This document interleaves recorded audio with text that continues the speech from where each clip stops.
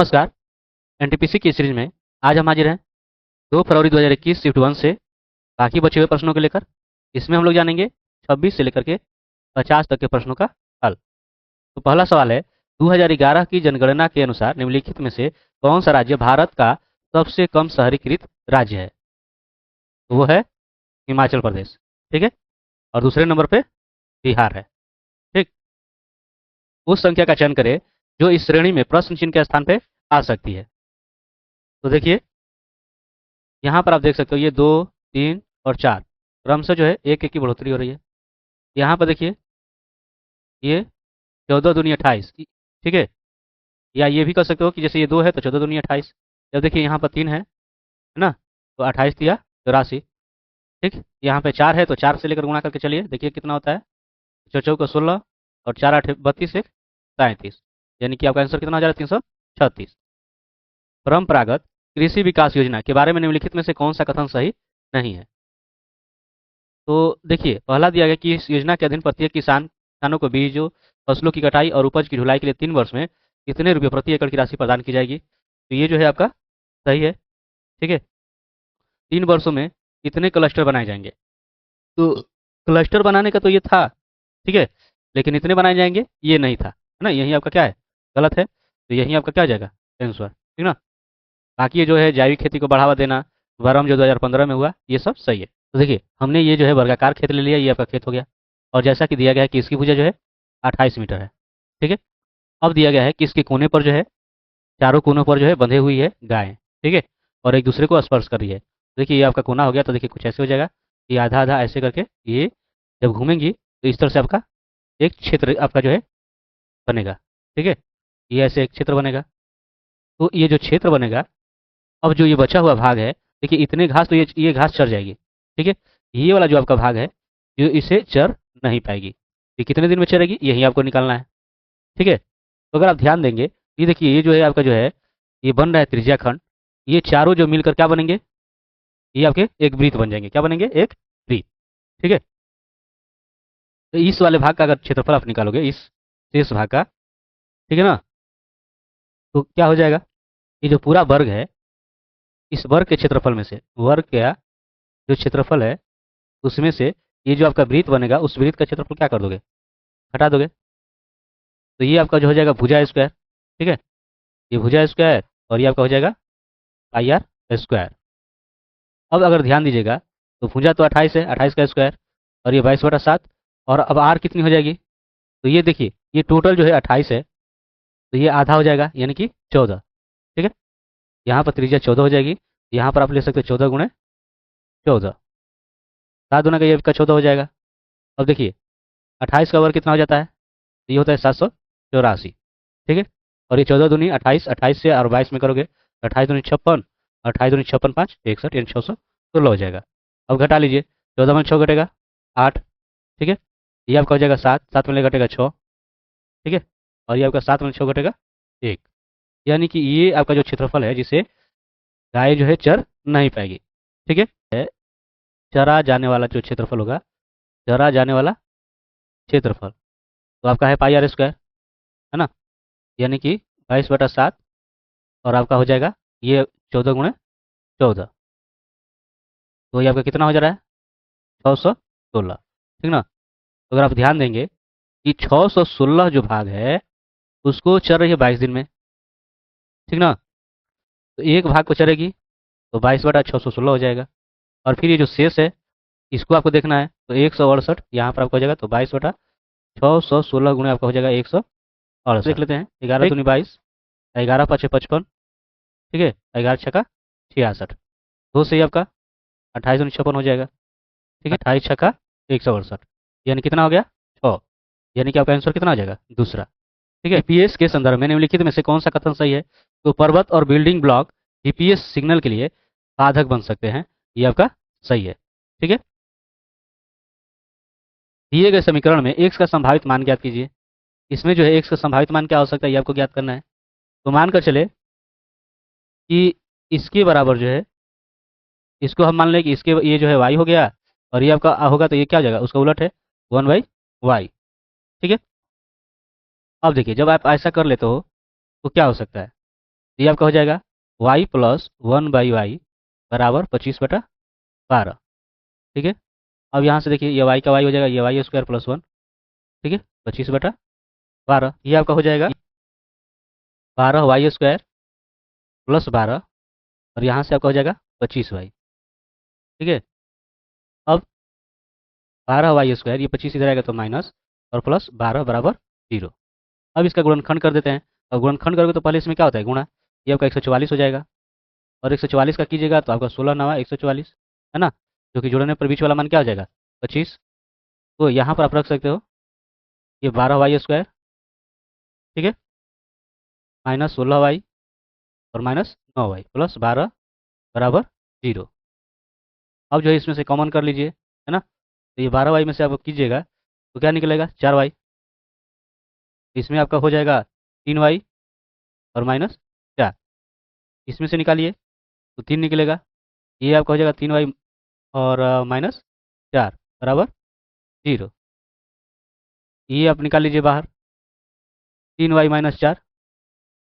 इसमें आपका हो जाएगा 4y और माइनस 3 बराबर 0। अब यहाँ से कीजिए 3y माइनस 4 बराबर 0, और ये आपका जो है 4y माइनस 3 बराबर 0। अब ये y बराबर क्या हो जाएगा, 4 इधर आएगा तो आपका प्लस, और 3 नीचे।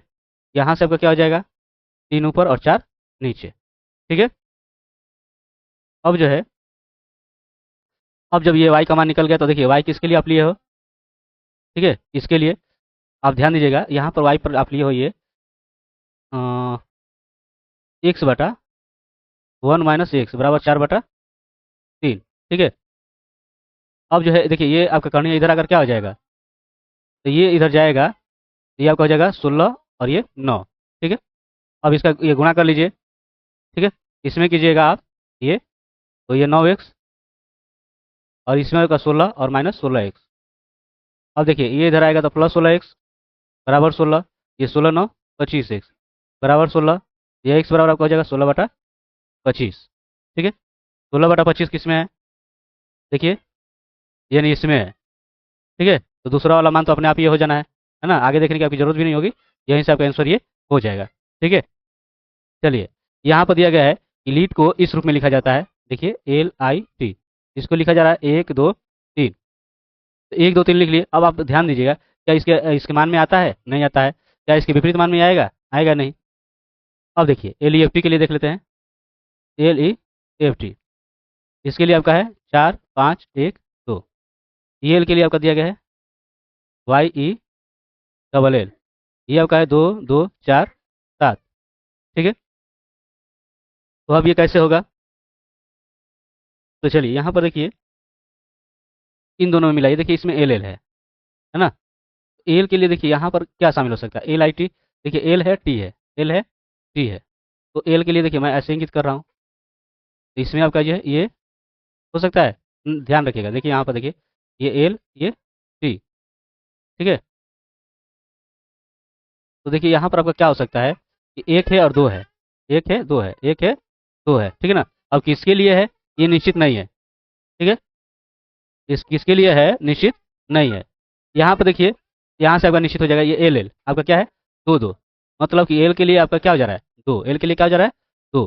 तो हमें देखिए यहाँ पर लिखना है फ्लाई के लिए, फ्लाई के लिए ध्यान रखिए FLY, एल के लिए आपका दो मिल गया। तो आपके जो है इसमें भी दो है, बीच में इसमें भी दो है, मतलब आपको एक और पता करना होगा।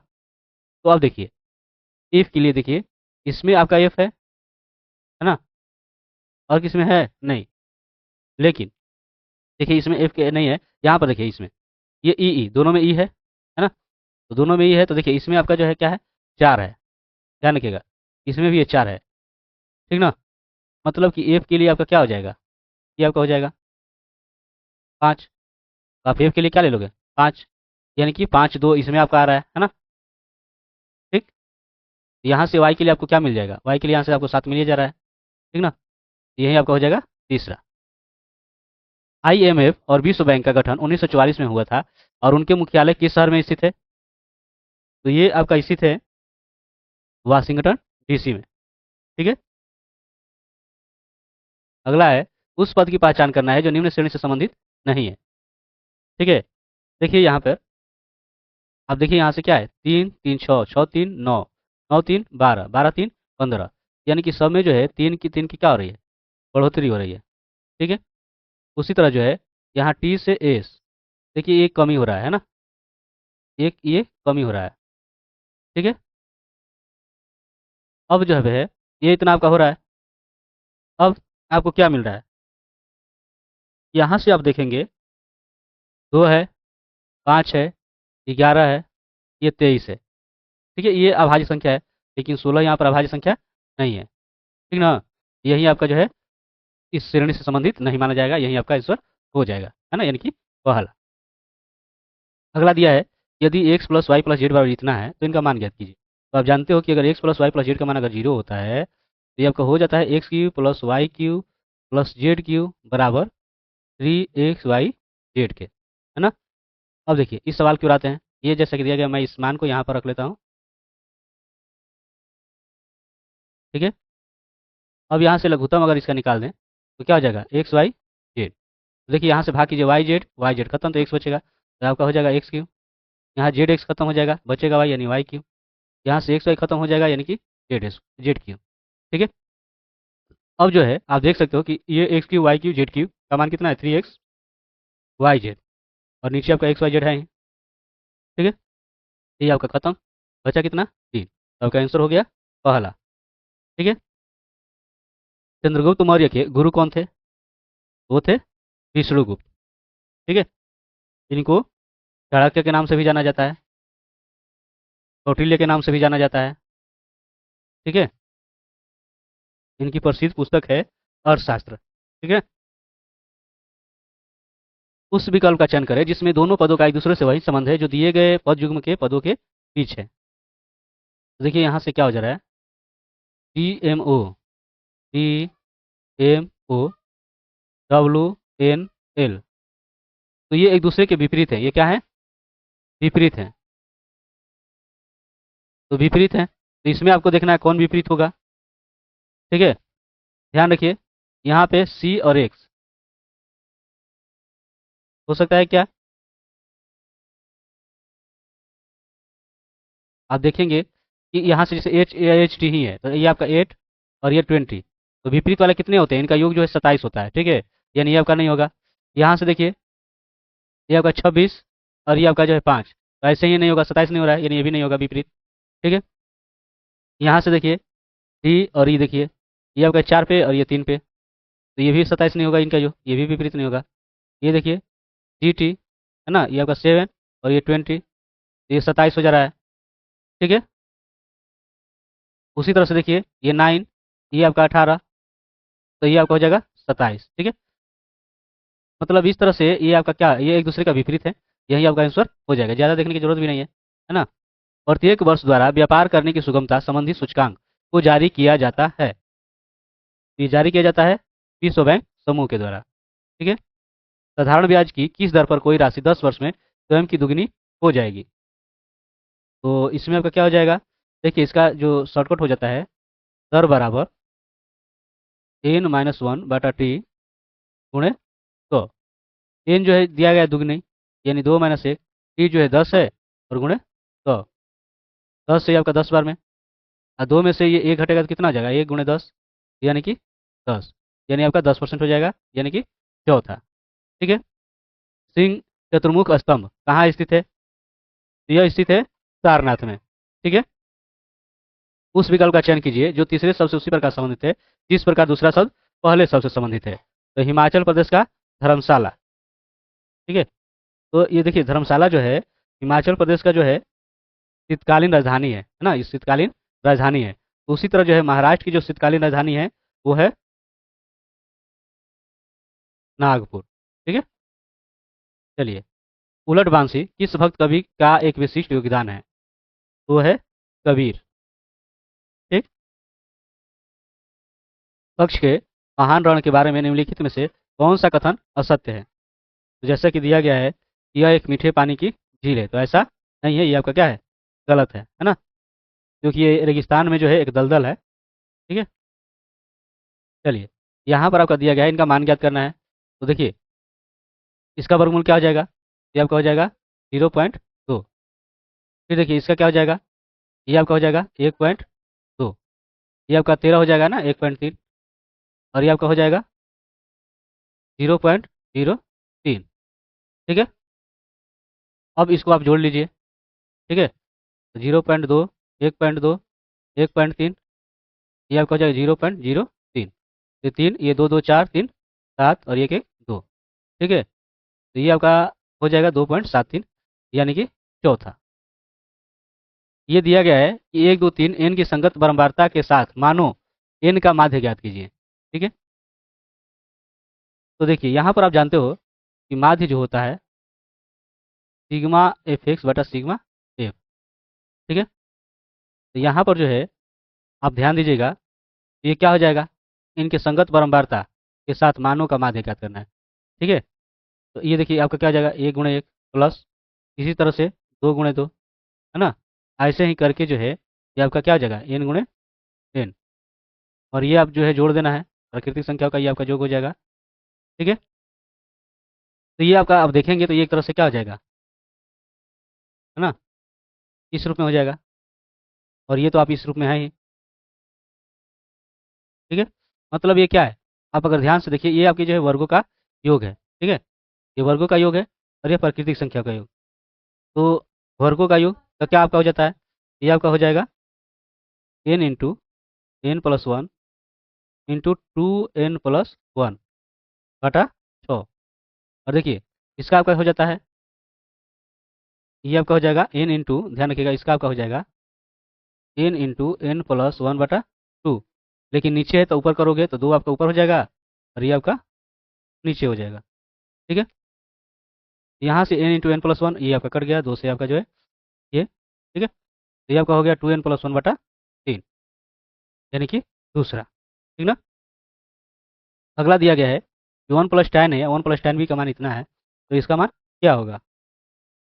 ठीक है, तो देखिए इसका जो एक मान हो जाता है वो होता है tan a + tan b बराबर 1 - tan a × tan b। ठीक है, तो अब देखिए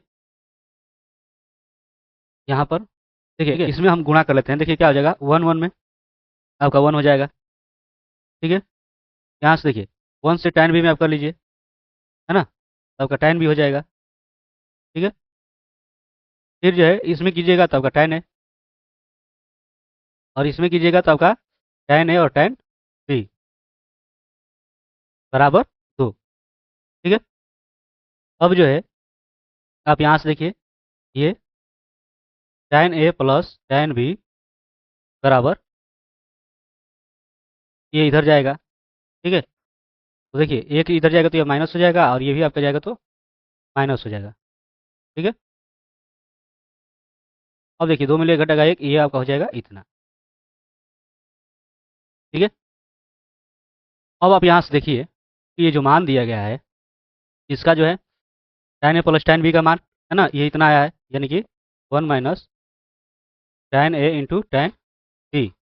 आई नीचे ये आपका है ही 1 - tan a × tan b, दोनों समान है, ये दोनों कट जाएगा, क्या मान प्राप्त होगा, 1। यहाँ पर आपका आंसर हो जाएगा 1। ठीक है, भारत के इनमें से किस मुगल शासक ने अंग्रेजों को सूरत में अपना पहला कारखाना स्थापित करने की अनुमति दी थी। तो वो थे जहांगीर। एक चतुर्भुज के कोणों का अनुपात 1 3 4 और 7 है ना। सबसे बड़े और सबसे छोटे कोणों के मापों का अंतर ज्ञात करना है। तो सबसे बड़ा 7 है और सबसे छोटा 1 है, और इनका अंतर कितना हो जाएगा, इनका अंतर हो जाएगा 6। अब हमें इन मापों का अंतर ज्ञात करना है। ठीक है, इसमें इस तरह से कोणों के रूप में, ठीक है ना। तो इस 6 को रखिए ऊपर, और टोटल जोड़ दीजिए। देखिए 1 3 4 4 8 8 7 15, और चूंकि चतुर्भुज के चारों कोणों का योग कितना होता है, 360, तो इससे कर दीजिए गुणा। 15 दूनी 30 और 15 चौका 60, तो 24 छक्का कितना हो जाएगा, 144। ठीक है, यानी 144 डिग्री आपका दूसरा हो जाएगा। ठीक है, निम्नलिखित में से किसकी कमी से वर्णांधता और कमजोर दृष्टि की समस्या उत्पन्न होती है। तो वह है विटामिन ए। ठीक है, अगला है कि एक विक्रेता एक वस्तु जो है 500 रुपये में खरीदता है और इतने में बेच देता है, तो प्रतिशत लाभ। तो देखिए यहाँ पर जो है लाभ आपका क्या हो जाना है, तो ये विक्रय मूल्य है, विक्रय मूल्य में से क्रय मूल्य घटा देना है, ये आपका हो जाएगा 50 रुपया। और अब निकालना है लाभ प्रतिशत, तो है ना, ये लाभ बटा क्या हो जाएगा, क्रय मूल्य और गुणे 100। ये आपका 0 0 खत्म और 5 से ही आपका 10 बार में, यानी कि 10%। ठीक है, ये आपका आंसर हो जाएगा चौथा। तो ये रहा है आपका 26 से लेकर के 50 तक के प्रश्नों का हल। बाकी के प्रश्नों को लेकर हाजिर होंगे अगले वीडियो में। तब तक के लिए धन्यवाद।